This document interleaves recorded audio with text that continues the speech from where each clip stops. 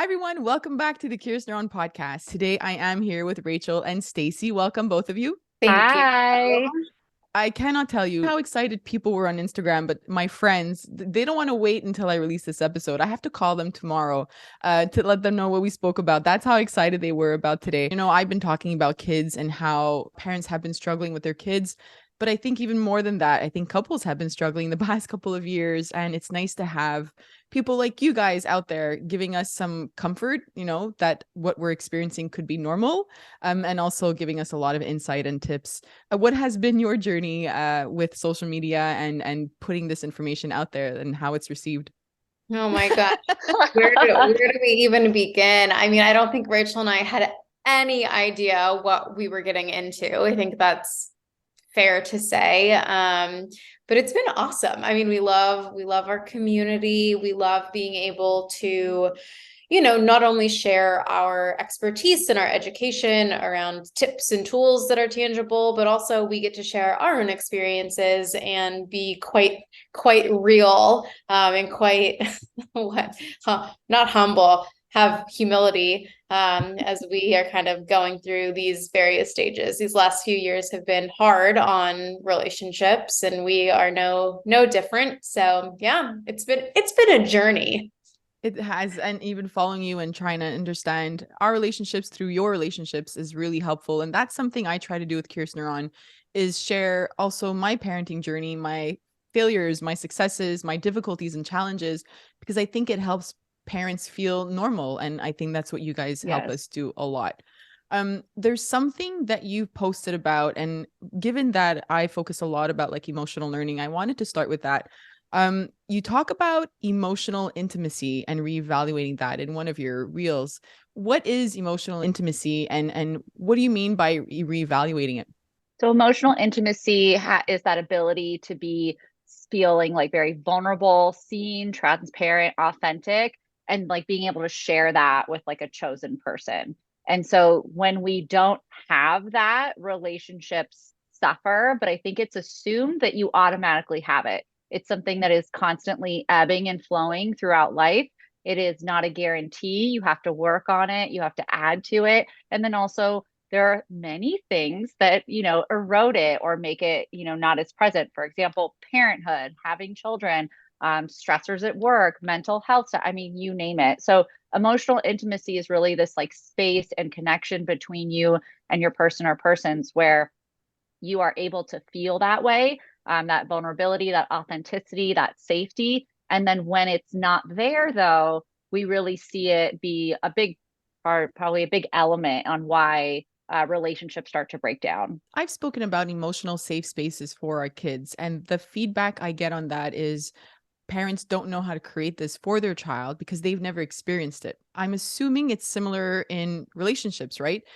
I'm thinking just of my own upbringing, that it was not an emotionally safe space. And even if in my partner's life and friends that I know, even if they were brought up where they felt comforted by their parents and that emotions were accepted, they still weren't shown how to express emotions and how to cope with them, which led to some sort of feeling of not feeling safe, I guess, in the end. How do we deal with that when we have a partner who has never experienced it or doesn't know how to offer it to us? Where do we begin in that sort of journey? I think it's important to note that if you have a partner who maybe doesn't have the same level of like emotional intelligence or openness or a skill set that you have, first off, you cannot create that for them or will them to want to get that. They have to be able to take that responsibility themselves and learn the tools and look at the things that have led to these patterns. Now, what we can do as partners and what we can do as parents is be a safe space ourselves and be aware of how we are showing up in the dynamic.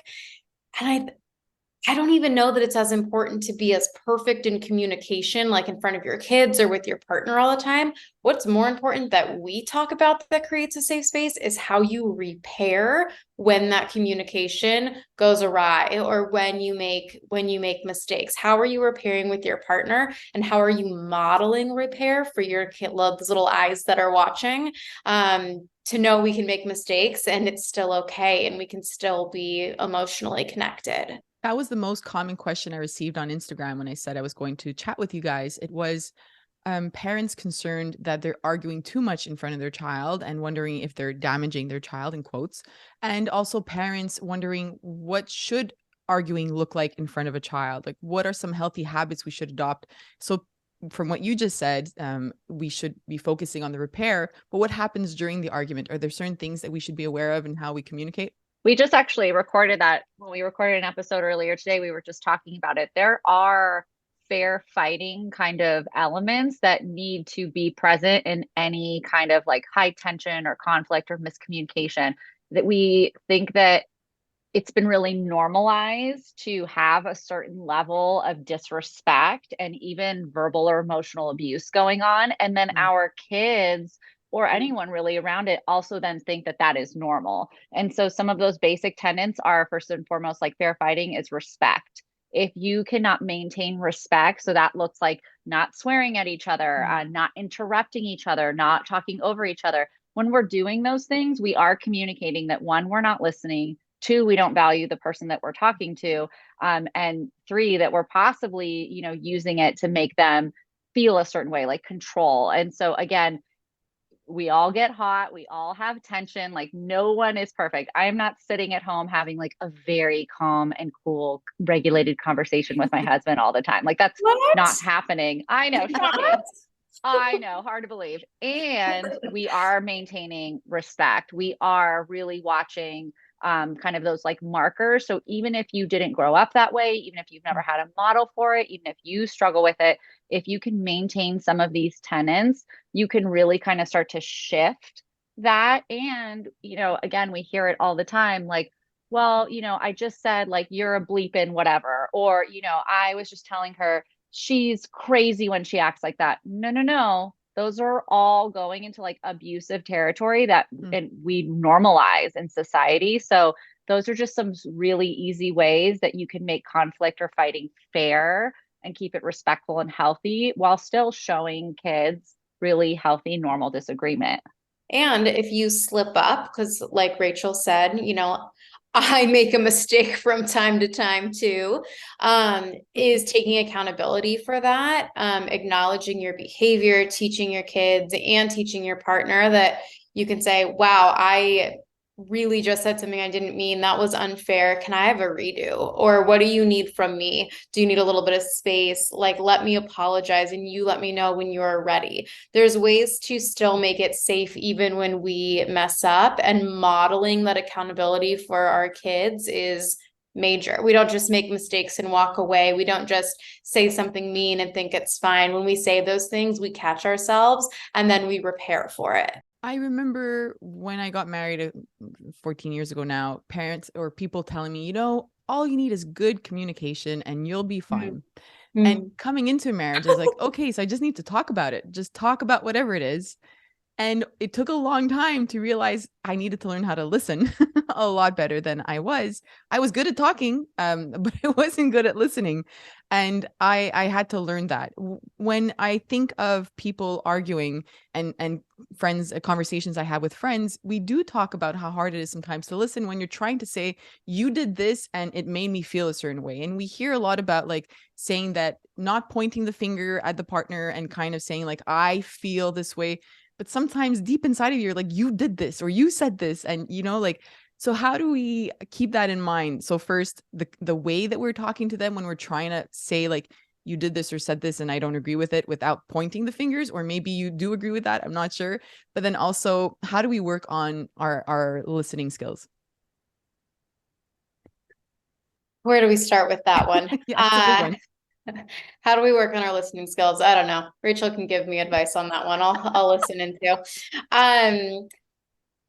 I agree that we can't, coming at somebody, you made me feel a certain way or you made me do this, is definitely not something that we want to do.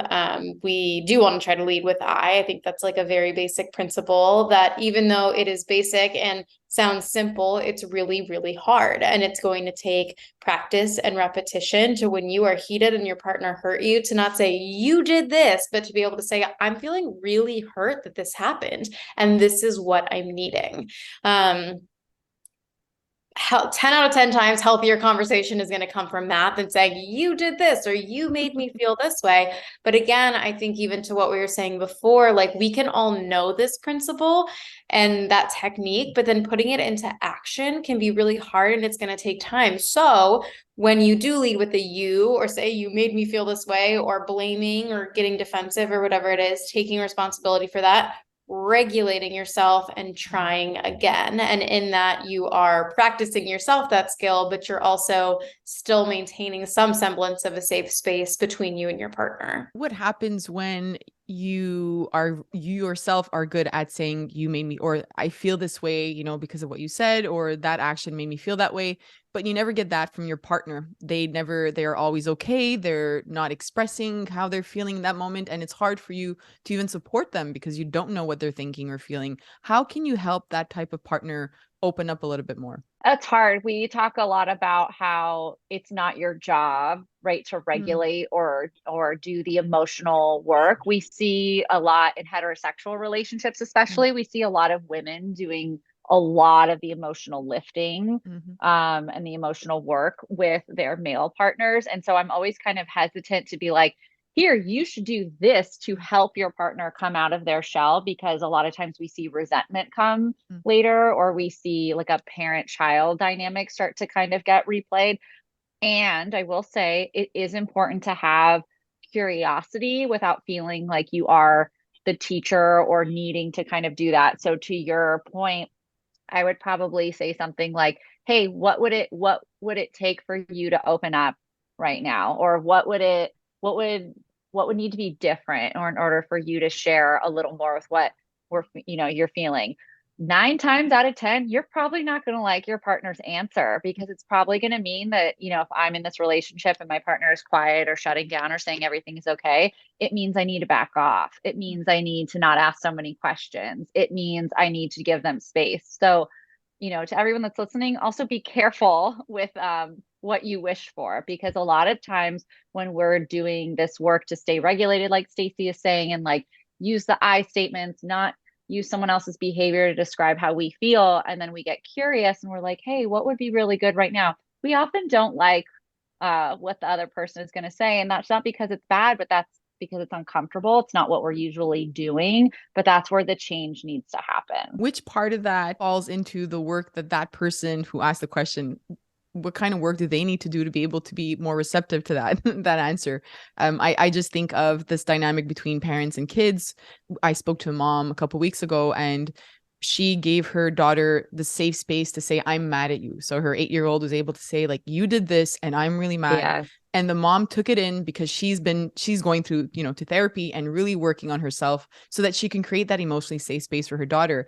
I'm thinking of that sort of dynamic and that sort of safe space in a relationship. You can't just do it today, right? I think it takes a lot of work. What can somebody do to be able to receive that sort of answer? I think being intentional about those conversations is really important. If you know that your partner struggles to emote or talk about how they're feeling, then probably like flippantly saying, you never open up, what's going on with you, right? As a reaction more than like a very intentional response. Like there's a really big difference between those two. And if it's intentional, like curiosity, like Rachel was saying, to say like, hey, like, what could you need from me? Then you got to make sure that you are in the space before even initiating that conversation, making sure you are calm, making sure you can say to yourself, all right, I might hear something that I don't want to hear. Am I really open to doing that? Or am I just asking to ask? Like, I think it's having that kind of reflection beforehand and then starting that conversation intentionally and then practicing all your wonderful skills to stay calm if what you hear is triggering. I think back to even myself, like we have 3 kids now, but after the first and mostly after the second, you're overwhelmed. We had 2 very young kids. And I know this is, common, where after you have a child, it's very difficult in the relationship. What sort of advice in those moments, can you recommend for parents or new parents to come out of those moments where you feel that you're not connected to your partner, you don't feel seen, it's all about the child, and you're completely disconnected from them? As somebody who has a 6-month-old and a 4-year-old, doing that transition right now with a kid who literally doesn't sleep. I can relate to that space. And something that I did that I would encourage everybody to do, and I know Rachel was like so happy that I did this, is last weekend I literally just went to a hotel by myself and got away for about like maybe 30 hours. It honestly wasn't even a full 2 days. Me taking space and prioritizing myself and prioritizing being able to hear my own thoughts and to be able to sleep and to not be needed and to not be touched and to not have to plan all of that stuff, I think was one of the best things I could do for myself. And one of the best things that any partner that is feeling that overwhelm can do if you are trying to make space to turn towards your partner, to turn towards the relationship, and to turn towards your kids. Because if you're burnt out, if you are fried, it's most likely not going to happen. So you have to prioritize yourself first and foremost, which I think is very counterintuitive to a lot of moms, especially who have guilt around that. Yeah. But for any partner, really. I love how you're bringing up the us first, right? Because the question was about the relationship, but this is the same thing that I kind of recommend with parents too. If you're struggling with your child's behavior, start with working on yourself first and taking that space so that you can respond differently, right? And a better kind of, so it works the same way in relationships. Yeah. You mentioned before, you said the word resentment, and I'm thinking of some parents that write to me and say, I want to parent a certain way and my partner wants to parent a very different way. Usually what I hear is from a parent who's being more strict, and the other parent is not comfortable with that. That starts to create a lot of arguments and resentment towards the partner that they're not parenting the way that the other one envisioned they would parent. How do we have this conversation? I always tell them, like, you don't have to parent the exact same way, but what can you add to that to help kind of that conversation happen with them? I think I don't really make a lot of women very happy with this answer. It doesn't need to be your way when Yes. you are Yeah. picking the parenting. I think I watch a lot of, again, in mostly heterosexual relationships, a lot of women being pretty like overtly like controlling and anxious about needing to parent a certain way. And all that we're doing is really disempowering the parent that we're saying we want to parent the way we want to parent. Like we're literally working against each other. And so it's very hard when you are not, if you're not coming into it with like a we, or trying to understand, why maybe your other partner wants to parent a certain way. I see a lot of one partner in particular being like, well, this is what's really important to me. I've done this research, blah, blah, blah. And then like, they're just, the other voice of the other parent is not there. And so I would really, again, stick to that curiosity, kind of think about maybe what is going on for you that you feel the need to be a right kind of way of parenting. Why does there need to be this one model? What could blending look like? What are the benefits of having different parenting styles in your home? And I think that, again, there's a larger pressure on women, especially, to be the ones that are like making these decisions about parenting styles, bottles, sleep, whatever it is. And I do think it really harms the relationship overall, and it disempowers the other person. I'm glad you brought that up, because I do know of a handful of moms that have written to me that refused their partner to participate in anything when it came to parenting at the beginning, mostly because they felt that they wouldn't do it the same way that they wanted to do it. Dads who weren't allowed to do bath time because it was a certain way and there was a certain routine.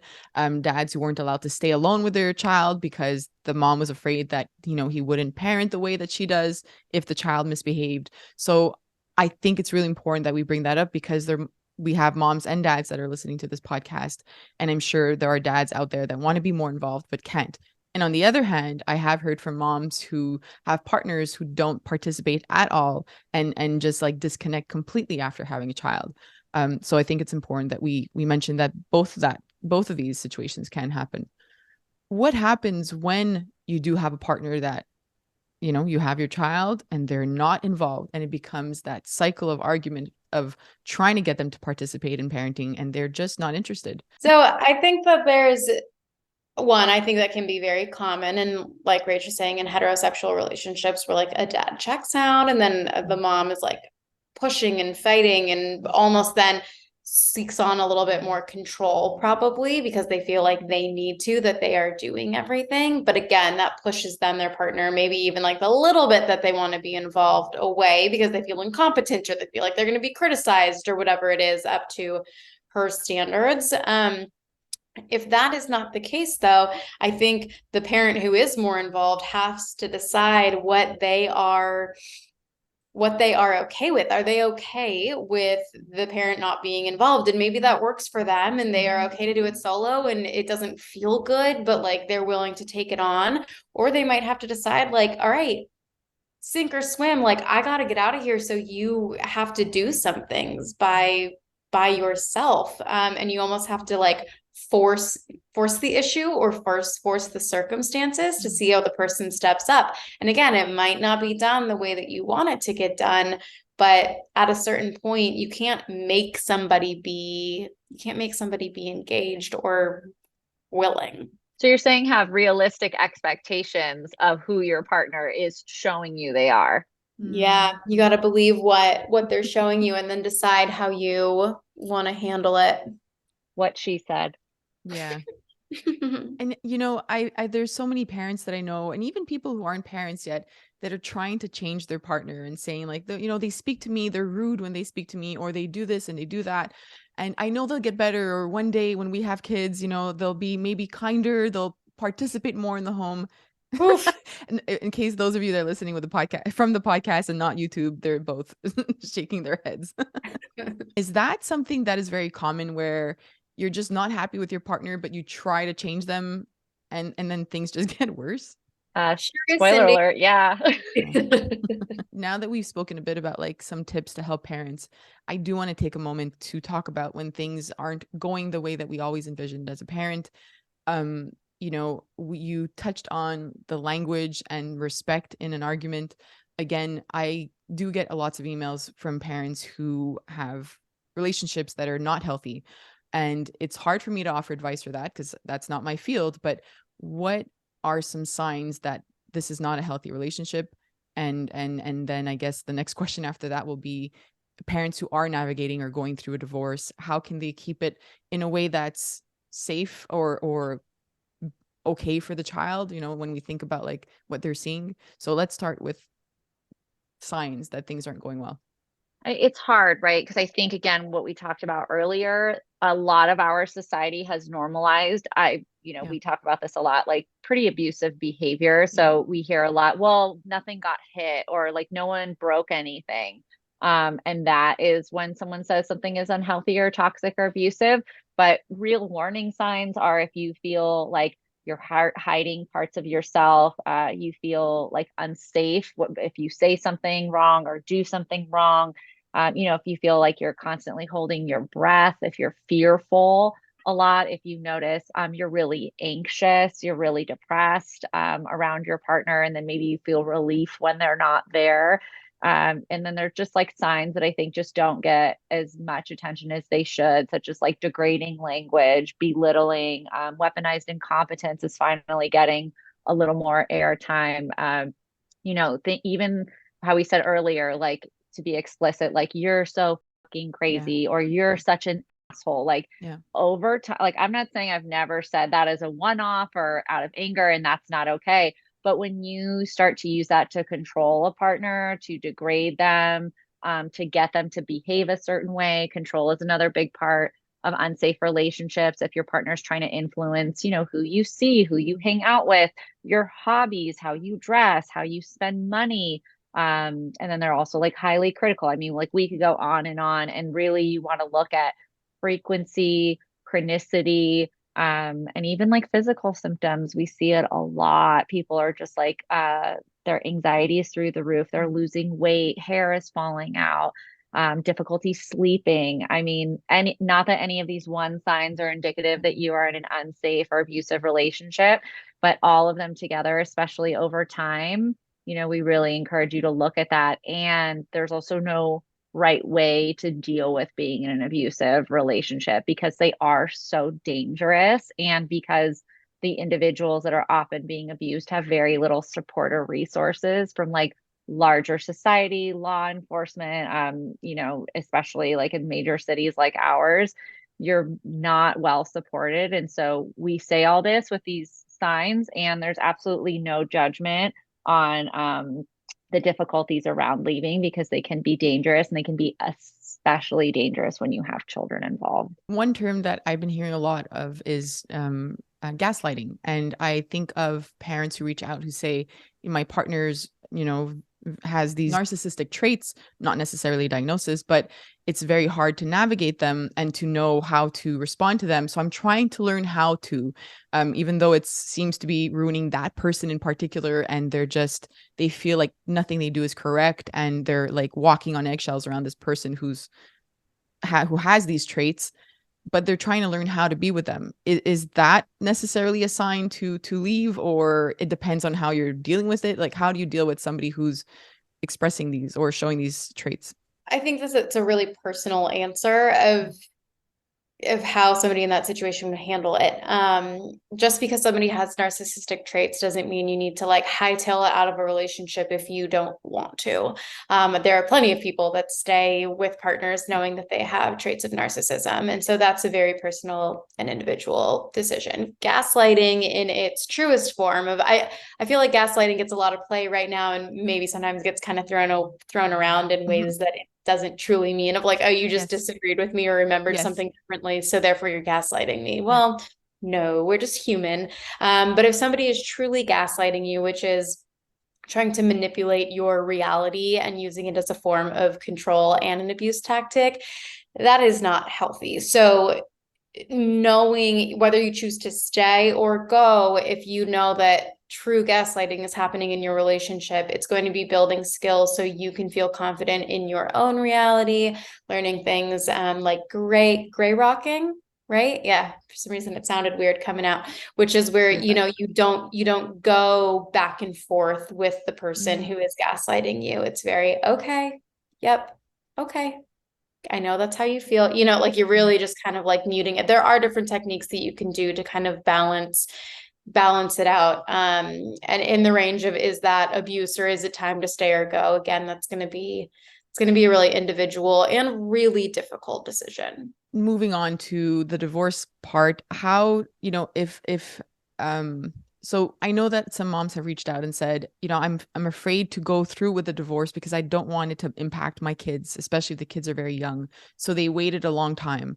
What can a parent do if they feel that this is the time to do that, to make sure that both parents are kind of, I guess we would have to continue respecting each other right in front of our kids if possible, but what can they do in those moments of that transition from kids being in a home with two parents to one? I think that it's like, even Stacy and I think disagree on like this kind of like what's the best time, or like the damage being done. But I think we both can agree that, regardless of what is going on, with your individual partner, like these kids are transitioning from both of you to one of you. And whether you leave 10 years from now or you leave 10 minutes from now, they are truly the ones going through, yes, you're going through a major shift, but that is being impacted. And so what is the impact of that parent, like, or going from 2 to 1 in the state that they're in right now, or the state that you could be? Like, how are you showing up? Because I think people get pretty caught up on, well, I want to have a 2-parent at least household. I want my kids to see that. I don't want my kids to be in a broken home. But I don't think we often think of like the quality of those parents and how they're parenting. And so when you think of, well, they're going to be losing that parent, or they're not going to have 2 of us, think about how healthy that parent is, how happy they are, and what they're modeling to that kiddo. And then to Stacey's earlier point in that previous question, I think it's very personal and very nuanced. So if you are not able to show up as a respectful parent, I think it goes back to, regardless if you're getting divorced soon or later, doing what you need to do to come to the table respectful, even if you know that you're going to call it, even if you know that you're going to stay till college, or you're only going to stay 1 more year.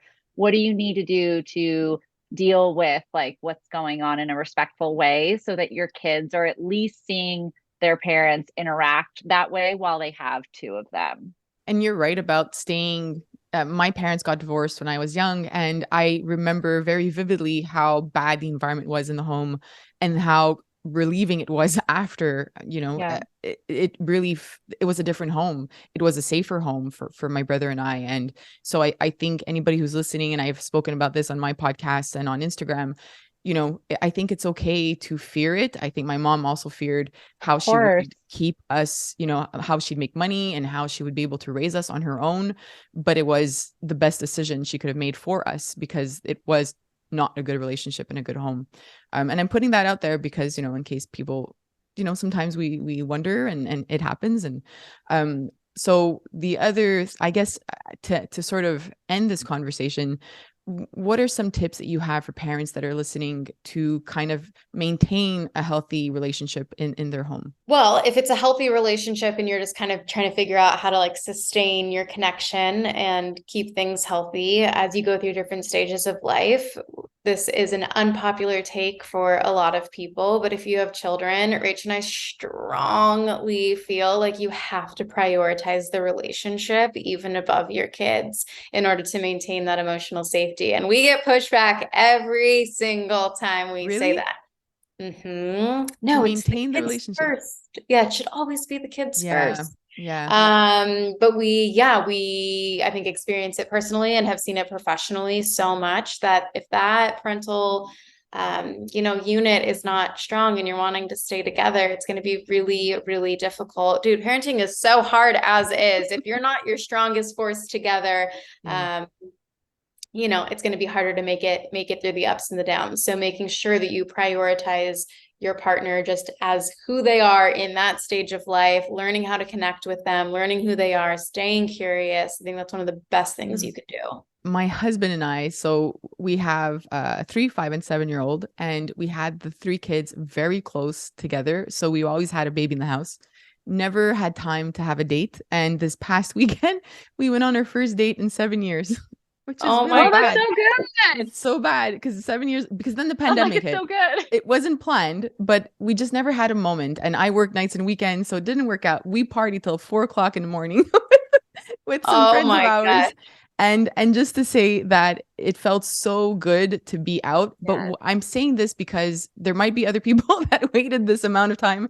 And I agree that you have to work on the relationship. And we would do it in little ways to have, like, when the kids were very young, we'd have dates in the car. When they were sleeping, we'd drive around.